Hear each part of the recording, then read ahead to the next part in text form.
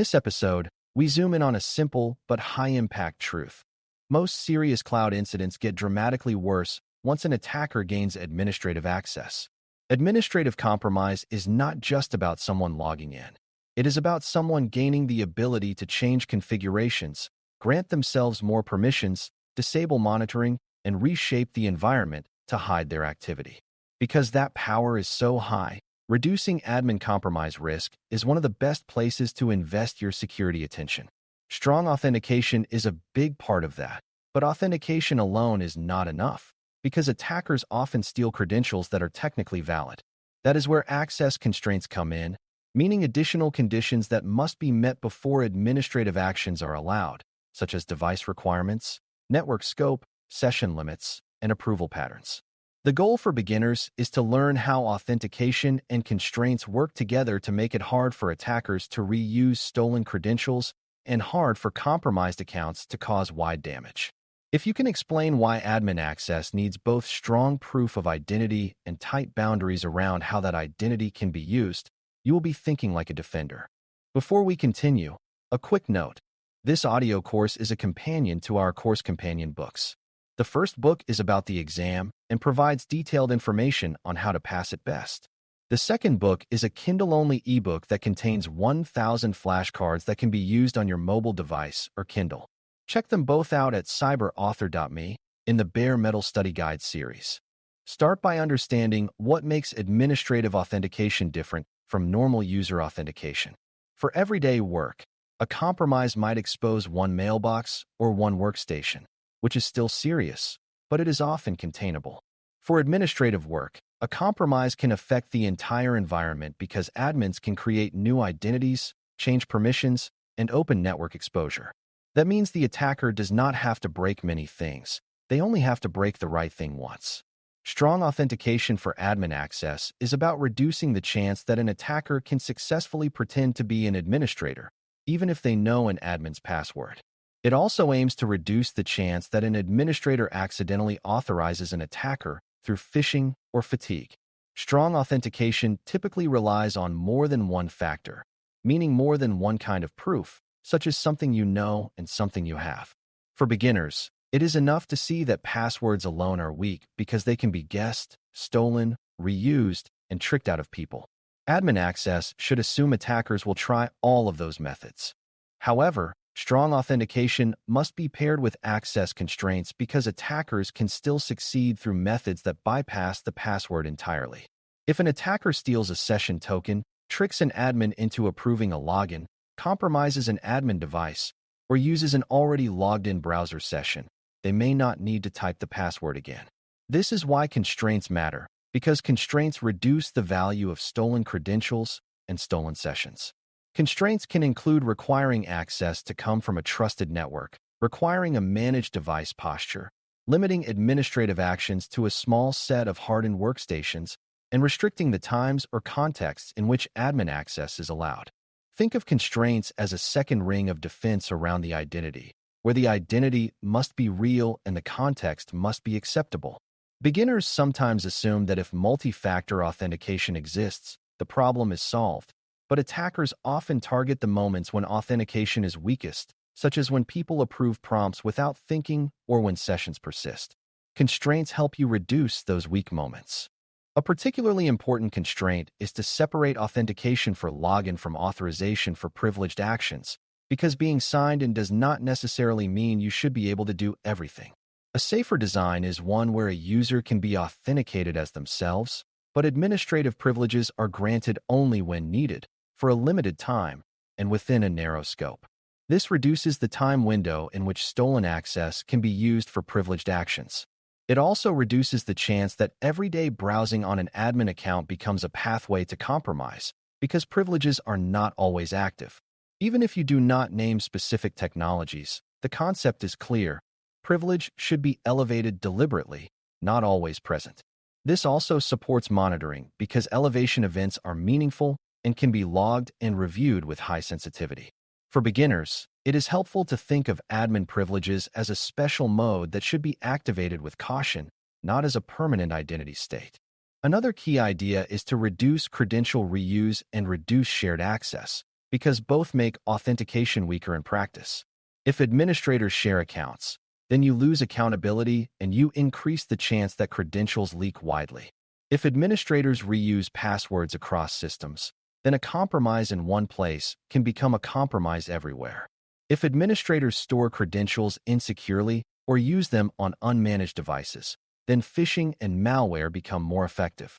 Strong authentication is not only about adding factors, it is also about designing identity hygiene so that credentials are unique, protected, and tied to individuals.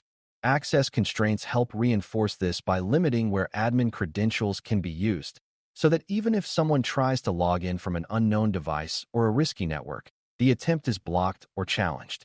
Beginners should remember that attackers love shared accounts because they make detection harder and responsibility unclear. Unique admin identities and strong proof of identity are foundational to reducing compromise risk. Network constraints are another powerful layer because they reduce who can even attempt administrative access. If admin interfaces are reachable from the public internet, attackers can attempt logins endlessly, and they can use automation to test stolen credential lists. If admin access is restricted to trusted networks or a dedicated management environment, attackers need an additional step to get into that network boundary. That step might involve compromising a workload, gaining access to a corporate network, or finding a misconfiguration, and those steps create more opportunities for detection. Network constraints also reduce noise, which makes suspicious events stand out, like an unusual access attempt from an internal segment that normally does not perform administrative work. The beginner takeaway is that authentication protects the identity check, while network constraints protect the reachability path. Together, they force attackers to solve two problems instead of one, which often changes an easy attack into a much harder one. Device constraints matter for the same reason, because the device is often the real target of attackers. If an attacker compromises an admin's device, they may be able to steal tokens, capture sessions, and intercept authentication flows. By restricting administrative access to managed devices with known security posture, you reduce the chance that admin access is performed from a compromised or risky endpoint. You also reduce the risk of an attacker using their own device with stolen credentials, because the device itself would fail the constraint check. This is especially important in remote work settings, where users may connect from many networks and locations. Beginners should view device posture as part of identity assurance, because the question is not only who is logging in, but from what environment. A trusted identity on an untrusted device is still a high-risk situation. Strong authentication verifies the user, while device constraints verify the environment they are using. Session constraints are also important because many compromises involve session theft or session persistence rather than password guessing. If sessions last too long, or if tokens are reusable across many contexts, an attacker who steals a token can operate without repeated authentication prompts. Reducing session duration for administrative contexts, requiring reauthentication for sensitive actions, and limiting where sessions can be used are all ways to reduce that risk. This may sound like it makes admin work harder, but the goal is to strike a balance where legitimate admins can still do their jobs, while the most dangerous actions require stronger confirmation. Session constraints also support the idea of reducing the blast radius of compromise, because even if something is stolen, it may expire quickly or be valid only within a narrow context. Beginners should remember that attackers often prefer quiet access, and persistent sessions are quiet. Shorter, tighter sessions force attackers to keep reproving themselves, which increases friction and increases the chance they make detectable mistakes.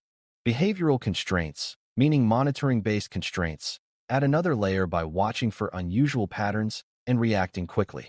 For admin access, unusual patterns might include logins at odd hours, administrative actions from new locations, sudden changes to many permissions, or creation of new privileged identities. Because administrative activity should be relatively rare and high impact, it is often feasible to treat anomalies with high urgency. The point is not to alert on every action, but to alert on unusual sequences and high-risk changes, especially those that reduce security controls like disabling logs or widening network exposure. Behavioral constraints are most effective when the environment has clean identity separation, because you can baseline what an admin account normally does and spot deviations. Beginners should see that detection is not separate from constraints.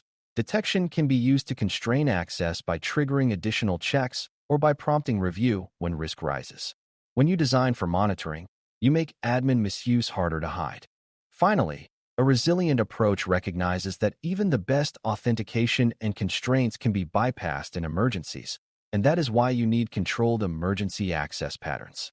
In a crisis, teams may need to restore service quickly, and they may reach for the fastest path, which can be dangerous if that path is permanently permissive. A safer design includes a break-glass approach where emergency admin access is possible but tightly logged, time-limited, and reviewed after use. This reduces the temptation to keep broad admin access available all the time just in case. It also creates a clear signal when emergency access occurs, which is valuable for detection and auditing. For beginners, the lesson is that you should not build your daily security posture around rare emergencies, because that keeps the door open for attackers every day. Instead, you build a strong daily posture and a controlled emergency posture, and you make the transition between them deliberate. When you put it all together, reducing admin compromise risk relies on stacking strong authentication with meaningful access constraints so that stolen credentials are not enough and compromised sessions are not enough.